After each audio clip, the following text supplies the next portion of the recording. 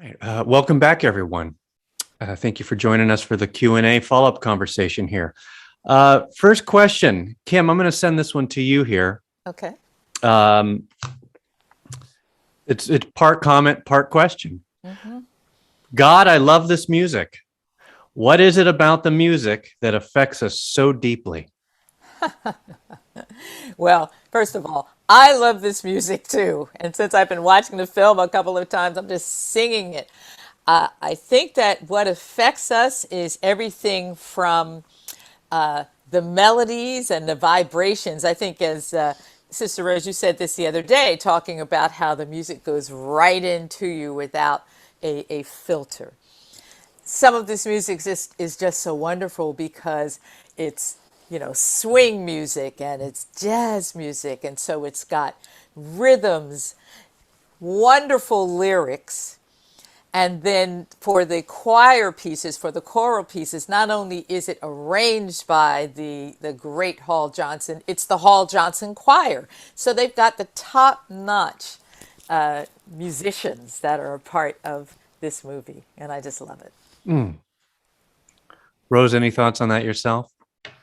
Well, thinking of the music made me think of the dancing, and it made me think of Minnelli's approach to these scenes. Those were long single takes, which is why we got, I don't know, you had a feeling almost like you were among the people who were dancing so joyfully and with so much love or gusto. It was, those are great dancing scenes when you think about it. And so that's why this movie is so yes and so no. It's in the National Registry at the Library of Congress because it's socially, culturally, and there was one more aesthetically important to the history of art in America. So now, but that only happened in the 1920s. It just happened recently. So right. I thought I've read that myself. I think 2020. Yeah, it's very recent, and which also makes it relevant for us to be talking about it today. This is a movie that's going to stay with us. Yes. Well, that might be a great segue into this next question here, and I'll pose to both of you a slightly different tune here than the prior question. Mm-hmm. Why should we encourage people to watch problematic films? Doesn't that do more harm than good? Oh, as an educator, no. You do want to look at films that can be problematized because that's how we break them open. That's how we question them. And it's only that's critical thinking, by questioning the texts themselves and understanding the world of that film. That's how we come to understand each other better. And yes, they might be problematic, but we name that problem. And that's how we move beyond the problem and change. What do you think, Kim? Absolutely. And also, because there were so many fewer chances for these great African-American performers to have a platform that people would really be able to see them, we have to watch it, because to get a chance to see Ethel Waters not only singing but also dancing, which I didn't know that she could do until I watched this, to see Duke Ellington, to see, just to get a chance to see these performers, it really captures an incredible history. And one of the things, just looking at the great variety of types of art form. So you have swing dance, you have soft shoe, you have tap dance, incredible tap dancing, and such music, and also just the fact that's chronicled and we can go back and take a look at it. And yes, to be able to talk about what the problems are, and especially, and I've been watching more and more pieces about the stereotypes and the tropes, the fact that they're still present today in various forms. We can see some of the earlier forms of them and then look and see where they're still present in our time. Another great segue, Kim. Thank you. God, you guys are setting these up perfectly for me. I really appreciate it. Along those lines, here's a question that a commenter wrote. What films or shows do you find best subvert these traditional Black stereotypes? Well, I'm going to talk about two new series that are relatively new. There's the mini series about Colin Kaepernick's early years until he was signed to a football team. That is an amazing. It's so artfully done, and I was riveted by the whole series. And then just recently, a movie called Race, not a movie, it's a series on Netflix called Race, and it's about Bubba Wallace, who was responsible for getting the Confederate flag out of NASCAR. These are people really looking at the symbols and at the reality of what's happening in our country today, and they're going for it. They're putting their careers on the line to make a change, to make a difference. It's all about these symbols. And the meaning that these symbols hold, and to challenge those symbols. These series do it very well. Absolutely. And I think there was a program that I mentioned the other day that I said, I can never watch on a plane, the documentary Summer of Soul. And that was, I believe, Questlove was the one that got that film, found the film that had been taken in 1968, I believe, maybe 69. It was the same year as Woodstock. It was the same time as Woodstock. Mm-hmm. And all of those performances, but not only the archival performances, but also with people who are still alive and still performing, African Americans, looking at that film and talking about what it was like to have a concert where they had said so many of our people were there and enjoying the music and a wide range of music. So that's one of the pieces that I really encourage everyone to watch. And the other one is on Netflix, and I do have to watch the Colin Kaepernick piece because, yes, that's on Netflix as well. Mm-hmm.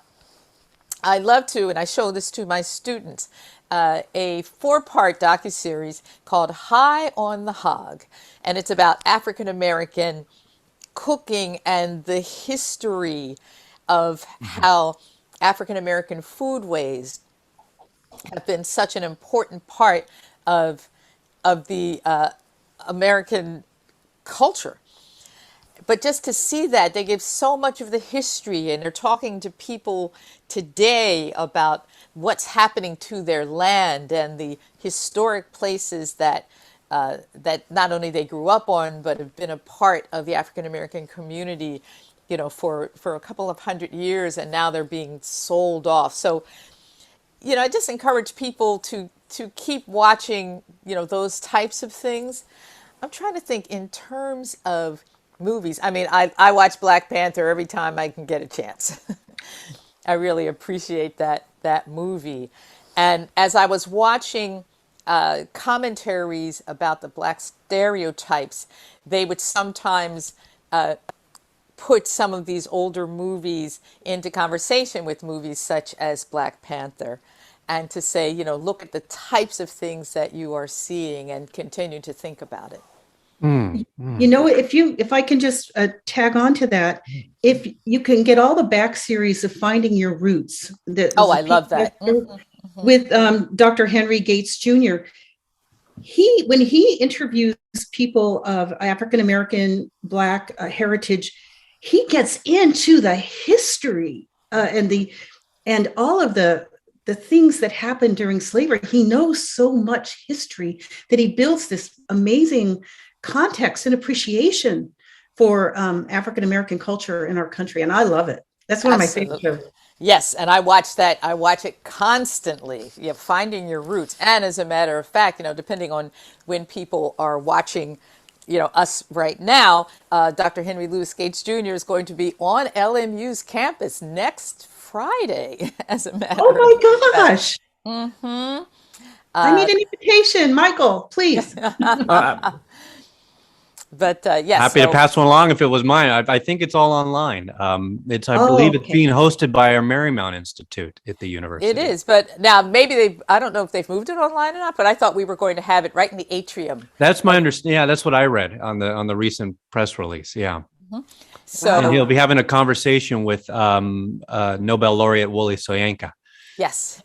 And so that is going to be fantastic. Yeah. But yes, that is one of my favorite shows. And I also appreciate another show that he's done, Hemi Lewis Gates, about the Black church. So those are the types of things. And what's amazing to me is that when our students see them, and that's undergraduate and graduate students here at LMU, so many times, my students will say, I don't know any of this history. And sometimes they'll say, why don't I know it? How did I get this far in my schooling without knowing it? So I think in terms of movies, I hope that in the film school they would show these movies and talk about it with all of the students, because they need to see things like Cabin in the Sky, because as they are moving into becoming the future, the present and the future of filmmaking, they need to know about this history.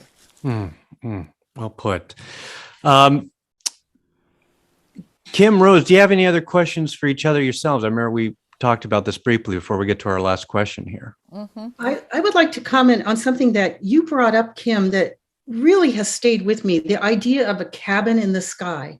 To me, when I see a cabin in the sky, I see a cabin at Lake Tahoe in the sky. But that's not what they were talking about here. They were talking about slave cabins, if I'm not mistaken. Wouldn't that have been the reference? That you're happy to be satisfied with that kind of a cabin? That you just have this basic needs are met, and that'll be your heaven. You mentioned that. And why couldn't it have been a mansion in the sky? Why couldn't it have been aspirational? Exactly. So that really opened up another window for me to look at this film. So I want to thank you for that. And, I don't know. Now, obviously, we were watching people who were not enslaved, but definitely as they were talking, I was having that feeling, as we spoke about the other day, when they said, I'll have a cabin in the sky, so just a small cabin. And remember that, they were living in a house where he brings little Joe gets the washing machine and says, now we just need some electricity so we can run it. I thought, oh my gosh. So they're talking about, small places without electricity, probably with no, running water. And so they're talking about having that same thing in the sky. And yes, I like how you put that, Sister Rose. Why didn't they think about aspirational types of living? We have a question here, I think, Kim, I'd love to close with, and this directed to you from this writer. Where is it here? For those of us that do not share in the Black experience in America, what would you like us to be mindful of when we watch this film? The first thing I believe would be to be mindful of the fact of the opportunities that the performers and the actors were able to have and were not able to have. Because there's so many of our Black stars that are a part of this film. And the fact that it was an all Black cast, so how many opportunities were they not able to have with the incredible level of talent that you see there? And then think about how many opportunities that, African Americans still are not able to have in the film industry, in the TV industry. I mean, we are just moving forward in the past few years, with programs such as Insecure and, other places. And as we spoke about the other day, who is in the writer's room? And, so imagining that.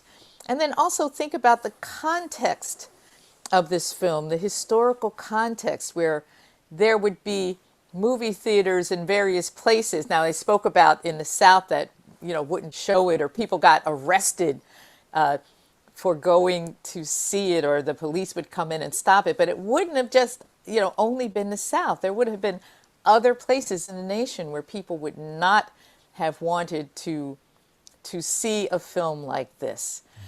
So I always imagine, what it's like to have that kind of talent, that kind of love of film and all of that, but not have a chance to be able to make the films, to be able to write the films, and be able to tell your own story, which is just so important for all of us to be able to do.